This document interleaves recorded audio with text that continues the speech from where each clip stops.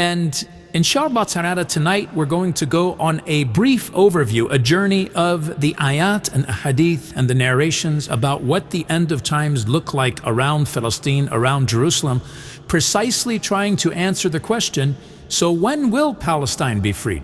Which was a question that many people may have asked over the last year and a half especially. So when does it all stop? When does this freedom actually become realized in the tradition of the Prophet sallallahu alaihi wasallam? And I want you to appreciate that I can't go through the entire body of literature tonight, just as I haven't been able to go through the entire body of history, but that there are frameworks that are necessary to understand the end of times and how we should be acting in our present times, while also covering these narrations in the spirit that the Prophet sallallahu alaihi wasallam delivered them to us. And what do I mean by that? Salah ad-Din al-Ayyubi rahimahullah ta'ala was not waiting for the Mahdi. He chose to be the Mujaddid, the reviver of his time.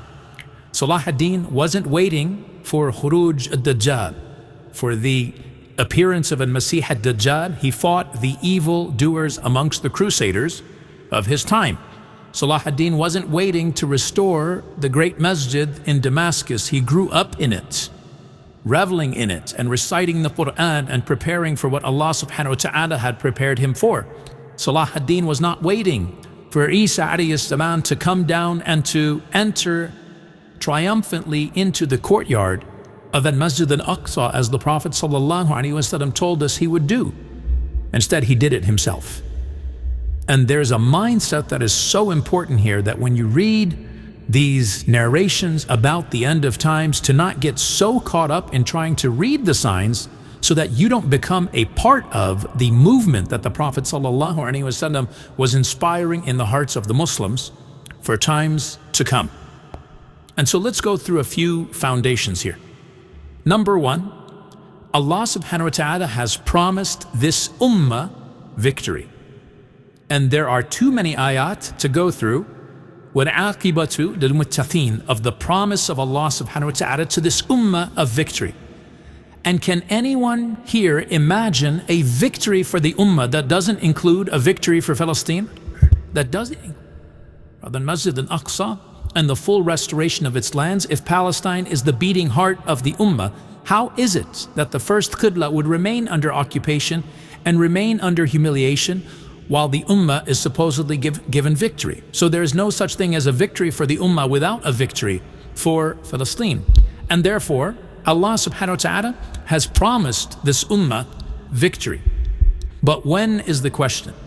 And I was reflecting on two sets of ayats in the Quran to start this lecture. The first one is the following. Did Allah subhanahu wa ta'ala ever give a promise of victory with a time span in the Quran? What do you all think?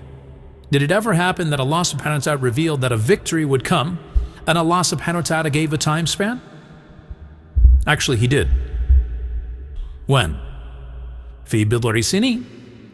When Allah talked about the Romans and the Persians. When Allah subhanahu wa ta'ala says, وَلِبَتِ الرُّومِ فِي أَدْنَى الْأَرْضِ وَهُمْ مِنْ بَعْدِ غَلَبِهِمْ سَيَغْلِبُونَ. Now, if it didn't say fi bid'i sinin and it just went on lillahi amru min qabl wa min ba'd, it would still sound very natural, by the way. But Allah subhanahu wa ta'ala put fi bid'i sinin, that between 3 to 9 years, that the Romans would come back and overcome the Persians. So there is a precedent for Allah subhanahu wa ta'ala getting a time span of something to happen, of something momentous to come, though it's not the norm. But then you have another set of ayat.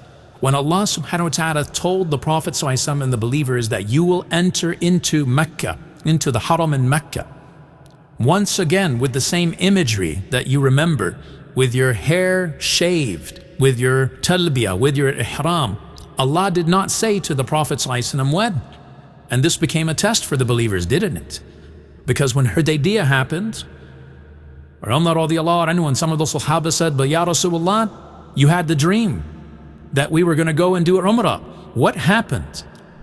Allah subhanahu wa ta'ala did not give a time span, and instead it was delayed. But in that delay there was khair for this ummah, there was goodness for this ummah, too much to count of what would come from that delay through the treaty of Hudaybiyah. Now, why is it that Allah subhanahu wa ta'ala mentions a time span here, but He doesn't mention a time span there? Of the reflections that some of the ulama not mention is that the time span that was revealed in Mecca was a challenge to the kuffar.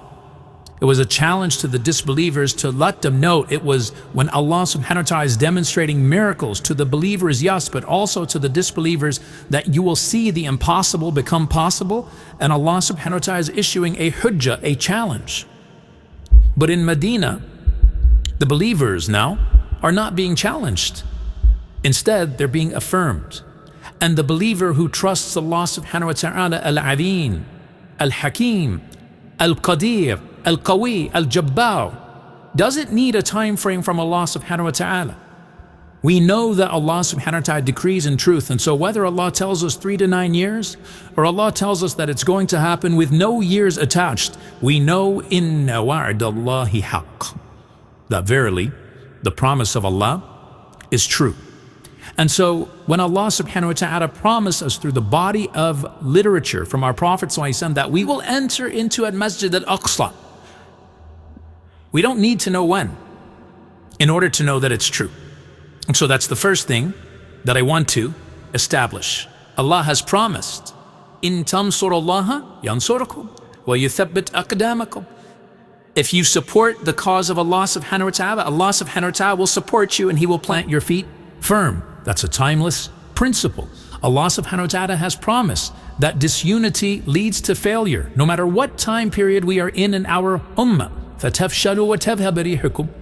That as a result of your division, you will lose steam as an ummah, and you will become a vulnerable ummah, unable to realize its full glory.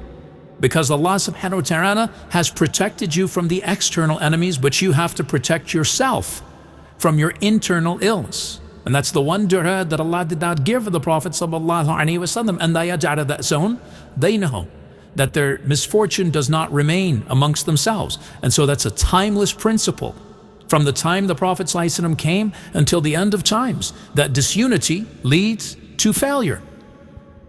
We also know that injustice leads to Allah subhanahu wa ta'ala taking away blessing. As Ibn Taymiyyah rahimahullah ta'ala mentioned, نَمَارِ يُقِيمُ الدَّوْلَةَ الْعَاقِلَ إِنْ كَانَتْ كَافِرًا وَيَهْدِمُ الدَّوْلَةَ الظَّالِمَ إِنْ كَانَتْ مُسْلِمًا. Allah subhanahu wa ta'ala will establish a just nation even if it's a disbelieving nation, and Allah will destroy an oppressive nation even if it's a Muslim nation. And so that's a timeless principle that we have as well. Finally, the last timeless principle, وَلَا تَهِنُوا وَلَا تَحْزَنُوا وَأَنْتُمُ الْأَعْلَوْنَ إِن كُنتُم مُؤْمِنِينَ. That you should not lose heart, nor should you grieve, where you are the elevated ones if you are believers.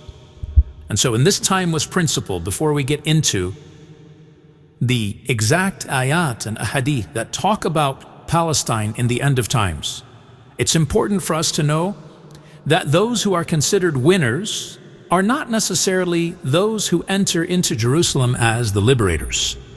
Those who are considered winners at the end of the day are all of those who died in the process, and all of those who retained their faith in their principles and refused to buckle. All of them are considered from al-a'laun, are considered from the eventual victors. In the same way that Khadija radiallahu ta'ala anha is an essential part of Fatah Mecca, even though she never lived to see the conquest of Mecca, the reopening of Mecca.